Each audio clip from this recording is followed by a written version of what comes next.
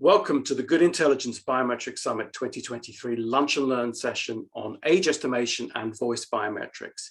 It's not what you say, it's how you say it, with Dr. Clive Summerfield, founder and CEO of FARx. My name is Alan Goode, and I'm the CEO and Chief Analyst at Good Intelligence and the host for today's Biometric Summit. I'm today joined by Dr. Clive Summerfield, founder and CEO of FARx. Clive has over 30 years of experience in technology startups, innovation and technology research and development in speech and speaker recognition, responsible for key innovations in speech recognition and voice technology developments, and behind some of the world's largest and most successful speech recognition and voice biometrics deployments in banking, government, and telecommunications. Welcome, Clive. Can you briefly tell us about your work in voice biometrics and what you're working on now? Okay, well, thank you very much for that introduction, Alan. I mean, my background is largely during the 1990s in speech recognition, developing the underlying algorithms and deploying those into very large customer service applications, largely in call centers for telephone-based speech recognition. But then in 2001, I teamed up with Ted Dunstone of the Biometrics Institute, and that gave me an insight into biometric technologies. And I then went on to do large evaluations of voice biometric technologies for the Australian government and some of the banks in Australia and financial services organizations in America. And using the insights that I gained from studying how these voice biometric systems worked in telephone and online applications, I founded Araya in 2007, was the original founding of Araya, and we developed a whole range of machine learning algorithms around voice biometrics that were subsequently deployed into government, banking, and other large applications. I exited Araya around two and a half years ago now, and to essentially found FARx. FARx is, if you like, looking at the next generation of biometrics, fusing together voice and face biometrics with speech recognition to create this holistic approach to user identity authentication that provides a multi-factor continuous identity recognition process. And so we're moving along with that endeavor at the moment. Thanks, Clive. Age estimation is an emerging application of biometrics, and we have largely seen face biometric technology used to support it. What does voice offer?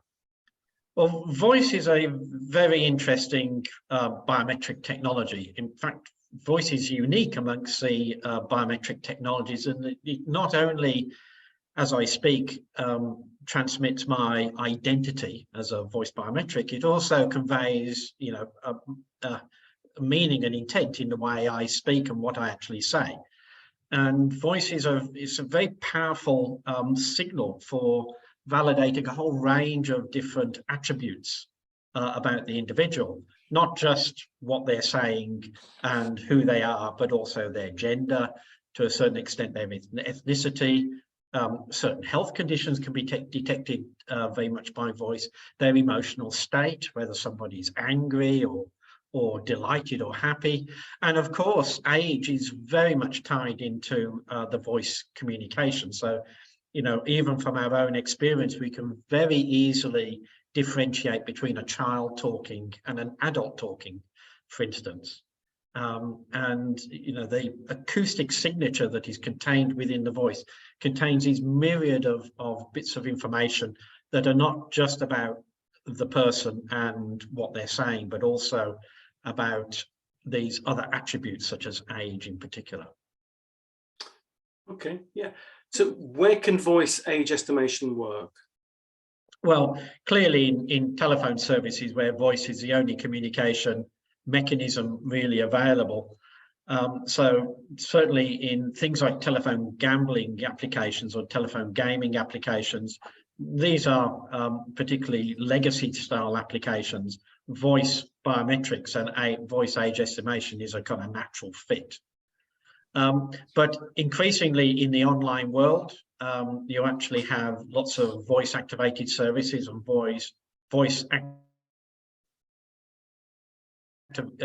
age estimation can be incorporated as one of the analytical components of such applications. And even when you're registering an individual for a new, say, gambling website, you can, when they register online, you can ask them all their contact information and, of course, their date of birth to actually ensure that they are of appropriate age, and then potentially phone them back using the telephone number to validate the telephone number, actually asking them their date of birth. And if you get back the voice of a 13-year-old as opposed to a 40-year-old that you're expecting, then you would actually be quite suspicious of that particular individual.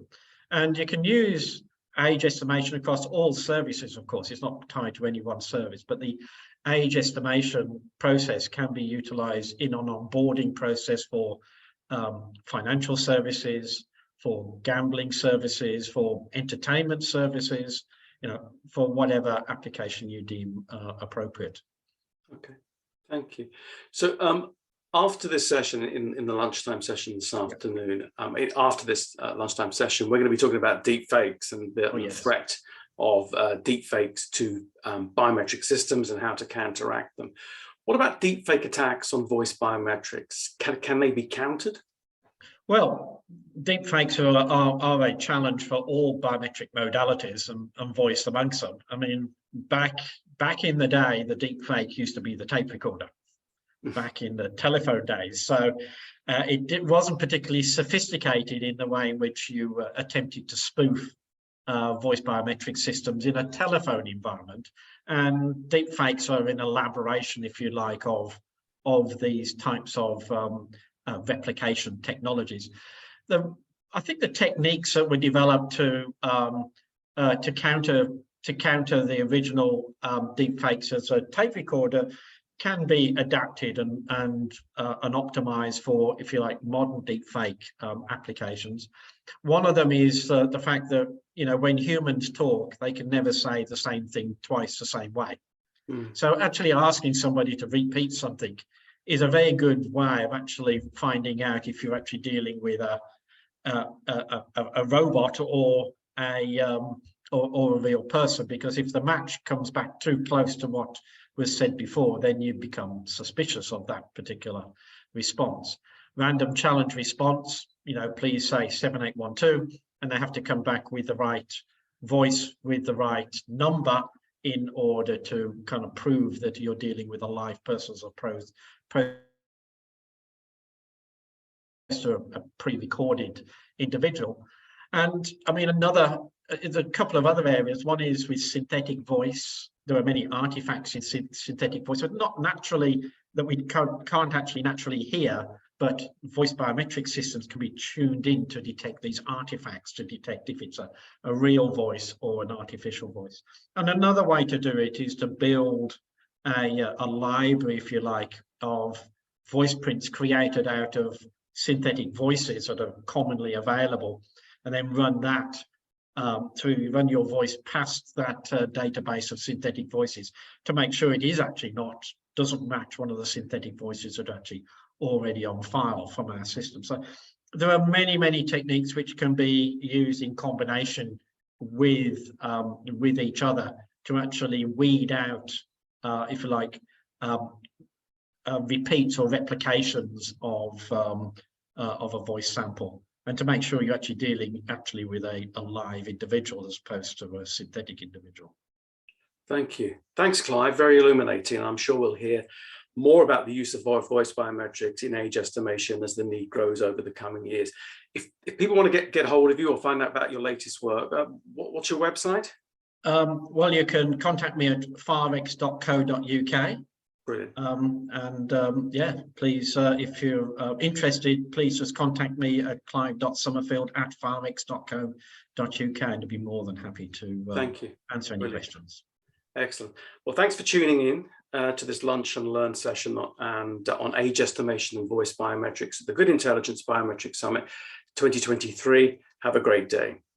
Thank you, Alan. Take care.